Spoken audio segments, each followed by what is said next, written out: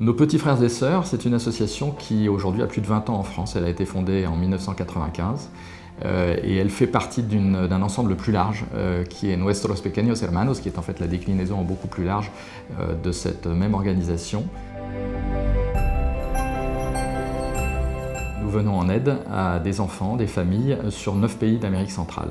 On est présent au Guatemala, au Honduras, au Mexique, au Nicaragua, au Salvador, au Pérou, en Bolivie, et puis sur la même île en République dominicaine et particulièrement en Haïti où la France est particulièrement investie. Pour une raison qui est très pratique, c'est que le pays est extrêmement sinistré.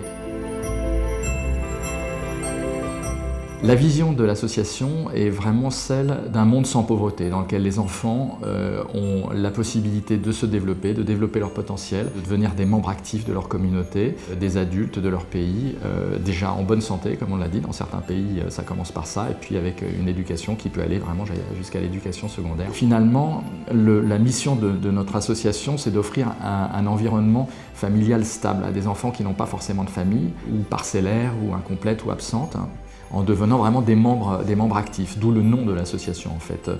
Et depuis 60 ans, les plus anciens s'occupent des plus jeunes, qu'on appelle les pequeños. C'est ce qui fait toute l'originalité de la démarche, dans laquelle on se retrouve avec une famille qui est une famille un peu d'adoption. Ça ne veut pas dire qu'on abandonne sa famille pour autant. Nos petits frères et sœurs disposent d'un programme de parrainage d'enfants. Ce dispositif de parrainage nous permet de financer les repas, les vêtements, l'accès aux soins grâce à nos cliniques et l'accès à l'éducation grâce à nos écoles, aussi bien pour les enfants qui vivent dans nos foyers que pour les enfants qui vivent chez un ou plusieurs parents, mais pour le coup qui n'ont pas les ressources nécessaires pour financer ces besoins primaires. Nous sommes également habilités à recevoir des dons, des legs et des assurances-vie qui nous permettent de financer toutes ces actions. En Haïti, nous avons différents programmes. Le plus récent, c'est notre programme de parrainage de l'hôpital Saint-Damien, qui est le seul hôpital pédiatrique du pays, qui soigne chaque année jusqu'à 80 000 petits patients.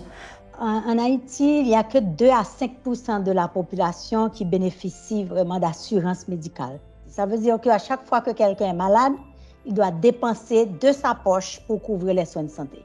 Alors imaginez que notre population, avec un très gros taux de chômage et une majorité de la population qui vit avec moins de 2 $ américains par jour, ce que ça représente. Donc ça veut dire que tous nos soins doivent être financés par des efforts de collecte de fonds à l'extérieur.